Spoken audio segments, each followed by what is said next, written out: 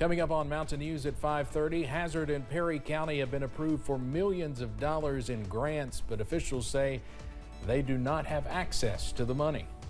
And President Biden hits the road touting the country's economic progress. We have a recap of last night's State of the Union address and a look at how the GOP is pushing back.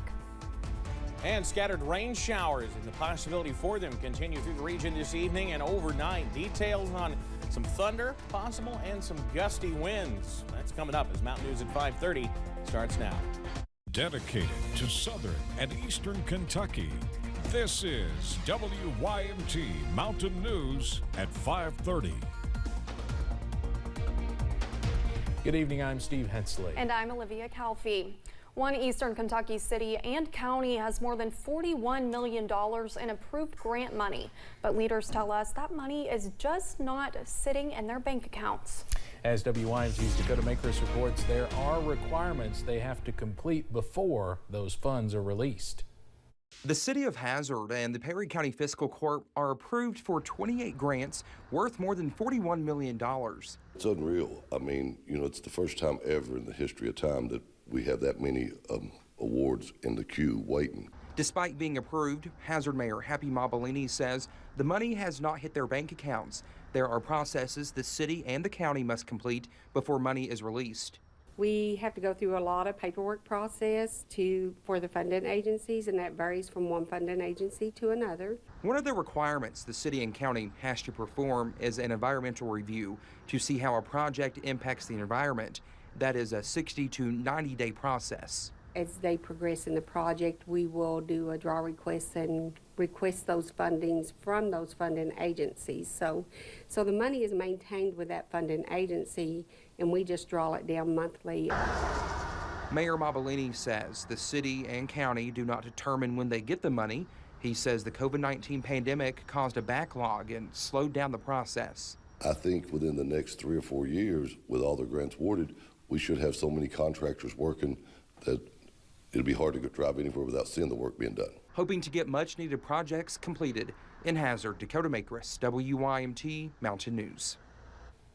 The mayor tells us they have a grant to replace the water tank on Liberty Street. He says they hope to bid that project out to contractors soon.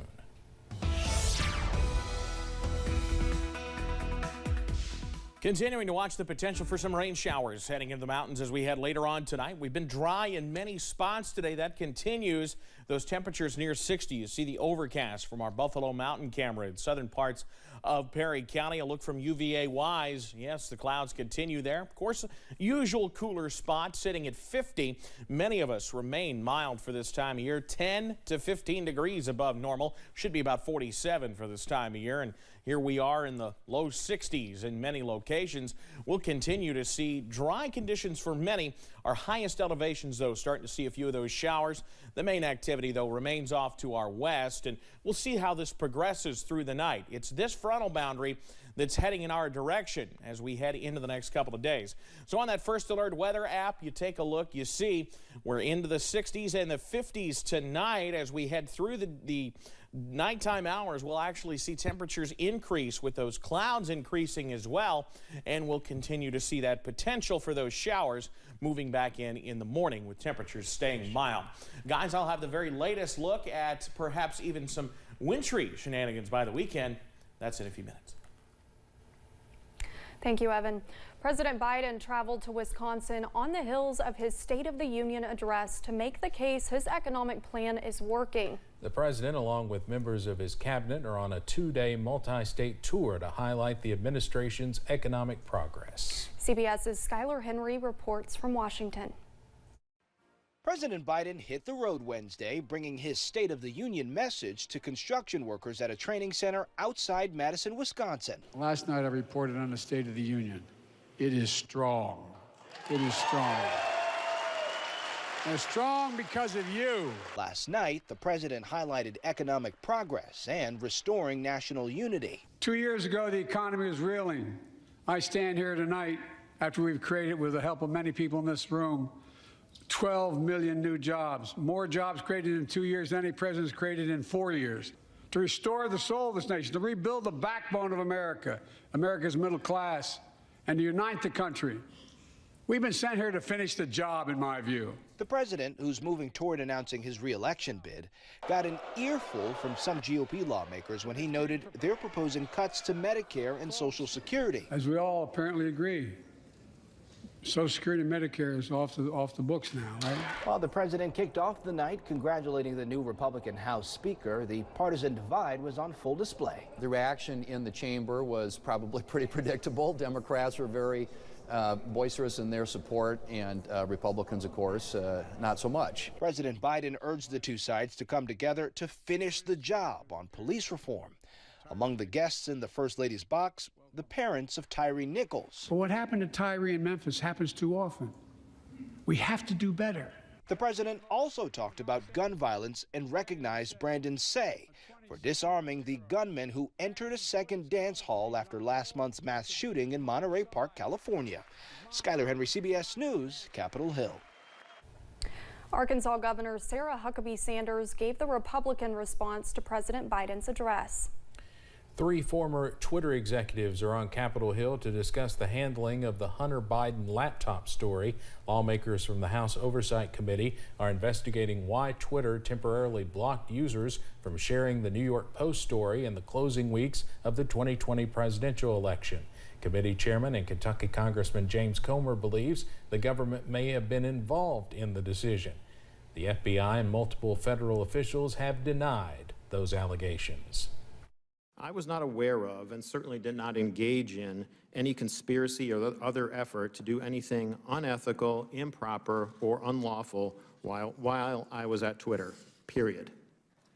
I did not act unlawfully or otherwise inappropriately in any manner with respect to Hunter Biden's laptop.